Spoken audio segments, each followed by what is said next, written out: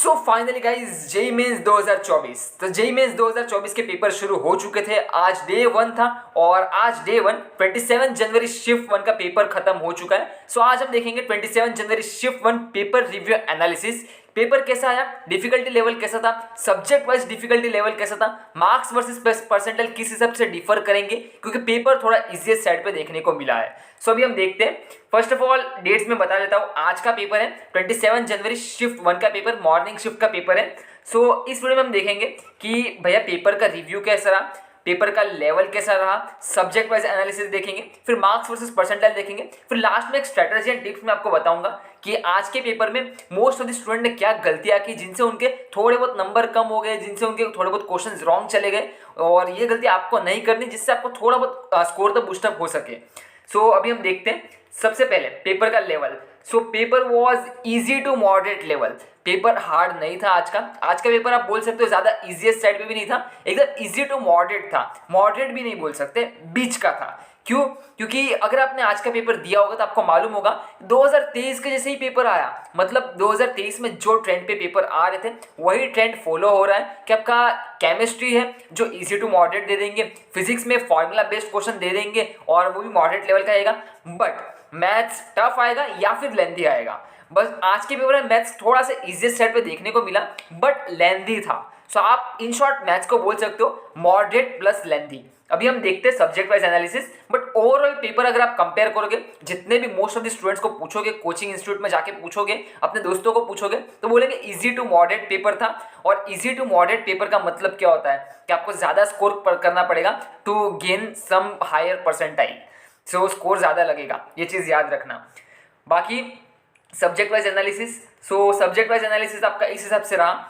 Physics moderate आया, formula based आया। वापिस बोल रहा हूँ, फिजिक्स में मोमेंट ऑफ इनर्शिया के क्वेश्चन देखने को मिले, हर चैप्टर से एक क्वेश्चन देखने को तो मिला ही है फिजिक्स में। तो फिजिक्स आपको फॉर्मूला बेस्ड देखने को मिला है। केमिस्ट्री इजी आया, केमिस्ट्री में कुछ क्वेश्चन एकदम स्ट्रेट फॉरवर्ड थे, एकदम टेक्स्ट बुक से ही उठाए हुए, एनसीईआरटी से ही उठाए हुए क्वेश्चन थे। और रिएक्शन भी ऐसे लग रहा है टेक्स्ट बुक से ही रिएक्शन आ गई है, 2-3 रिएक्शन को मिक्स कर दिया, सीरीज में ज्वाइंट कर दिया और पूछ लिया फाइनल प्रोडक्ट क्या है। सो केमिस्ट्री भी इजी आ रहा है। अगर आपने 2023 के पीवाईक्यूज किए हैं तो आज का पेपर आपको इजी ही गया होगा।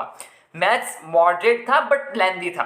मैथ्स में आपको मैं अभी भी बोल रहा हूँ, जो क्वेश्चन आता है जो आप सही कर सकते हो उसी में अपना टाइम देना, बेफिजूल का सॉल्व करने मत बैठना, टाइम पास होगा। उससे अच्छा दूसरे क्वेश्चन में आप आराम से मार्क्स गेन कर सकोगे। सो ये चीज याद रखना।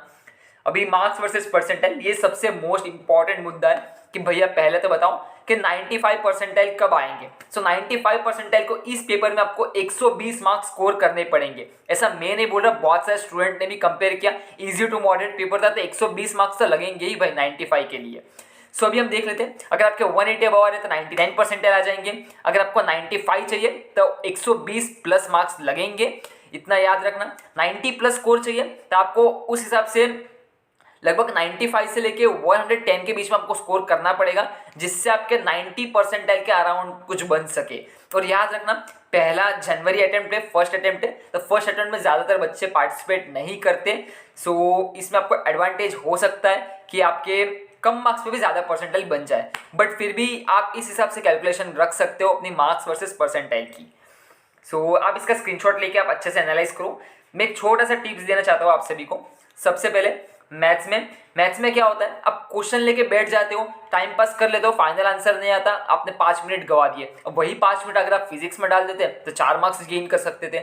सो मैथ्स में आप वही क्वेश्चन चूज करो जो आपको आता है। आपको सारे क्वेश्चन नहीं करने, आपको 25 क्वेश्चन अटेम्प्ट नहीं करने, 25 में से 15 क्वेश्चन अटेम्प्ट करो बट सही अटेम्प्ट करो।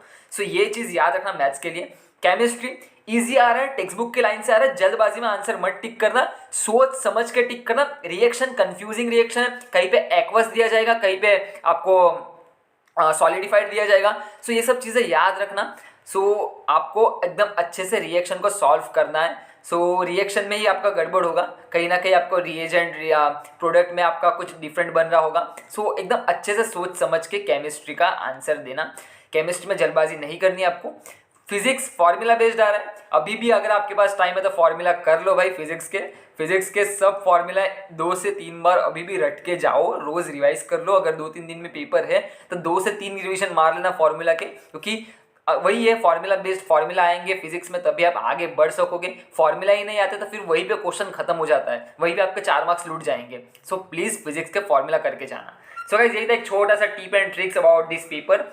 फर्स्ट पेपर था और हमेशा जेई का यही ट्रेंड रहा है कि पहला पेपर इजी ही आता है, वैसा ही ट्रेंड इस बार भी देखने को मिला है। अभी हम नेक्स्ट वीडियो में नेक्स्ट पेपर का भी एनालिसिस करेंगे। नेक्स्ट पेपर का थोड़ा इंसाइडर दे दूं तो इससे थोड़ा सा टफ पेपर आया था, उसमें ही मार्क्स एंड परसेंटाइल थोड़ा सा लोचा है उसमें, हम उस वीडियो में बात करेंगे। बाकी चलो फिर मिलते हैं नेक्स्ट वीडियो में, तब तक के लिए goodbye and have a nice day.